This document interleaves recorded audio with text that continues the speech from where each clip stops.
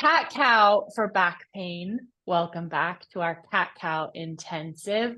We're learning once again with Judith Hanson Lasater. Hi, Mama. Hi, everyone. Hi, Lizzie. Once again, you have 5 minutes. Your challenge today, 5 minutes to teach us your 6 points about why you love cat cow for back pain. Let me get 5 minutes on the board here and we'll start. Okay, your first point is it teaches us what flexion and extension feel like. Why is that important? This is important because it gets us in touch, you and your students, it gets people in touch with what actual movements they are capable of in the lower back. These are the two main ones, tiny bit of twisting. But what is flexion, which is like a forward bend? What is extension? It helps them understand dog pose, other poses, what position they're holding their body in, if they're tucked or overarched, which is more rare during the day. So it helps create that interoception. Yeah, and it's like this series of relationships, the hip joints and the pelvis, and then the lower back and the pelvis. Where it is and what it feels like when you move it. And everything has to move in this kind of orchestra together. Yes.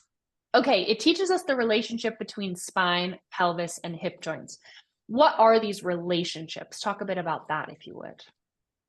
Well, I like the idea that the pelvis is everything. I think of if I want to change my lower back, I think of what position my pelvis is in because it's the intermediary between the lower back and the hip joints. This is a functional unit, structural unit, but the pelvis seems to me to be the key because I can arch my back and still hold my pelvis in a different position. So if we think of the pelvis when we want to move or in any direction, we move from the pelvis, and that affects the positioning of the lumbar spine. Especially, this is excellent when you're sitting, to be aware of where you're sitting in your pelvis, hopefully in front of the sitting bones, which creates a normal curve in your back and reduces muscle strain. That leads perfectly up to your third point, which that it's a great break from sitting. Why is this a great break? Why is cat cow most of us good sit as an like answer? this? We're stuck in cat. We need to be cow. We need to move in all directions freely and easily. Okay, your next point number 4 for us, is that it stretches the back muscles. Which muscles? I was thinking especially of the erector spinae, which are the long overlapping muscles that run along either side of the spine. And it stretches them out, especially in the lower back.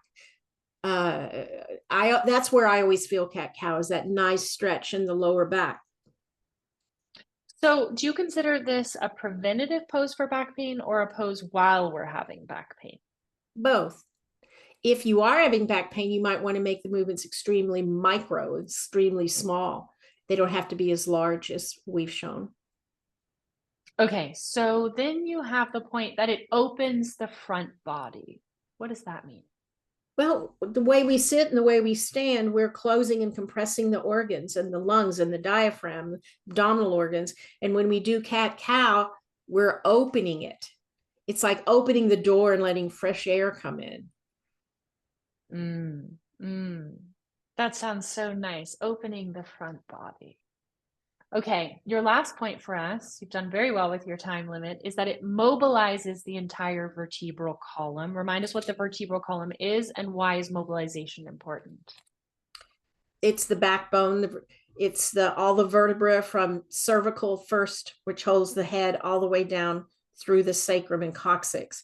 And in the movable joints, we tend to have chronic posture with sitting and standing, which is just habitual. And so we don't really move through the range of the joints, which stretches in a healthy way the soft tissue around it and stimulates, moves fluid through the discs. The discs have in between the vertebrae, the pillows, have no direct blood supply after the age of 25. So when you move back and forth and you put pressure in a different way, the discs suck up fluid from the surrounding tissues, helps to keep them healthy. And it helps as I said before, the joints are being used and they're synovial joints. And when you use a synovial joint, it's a joint that's sealed in, that has some fluid in it. It helps it stay healthy and juicy. So good, Mom. I see your eyes checking the timer. You have 12 minutes left. Excellent. Thank you so much. Seconds. Seconds. Bye, everyone.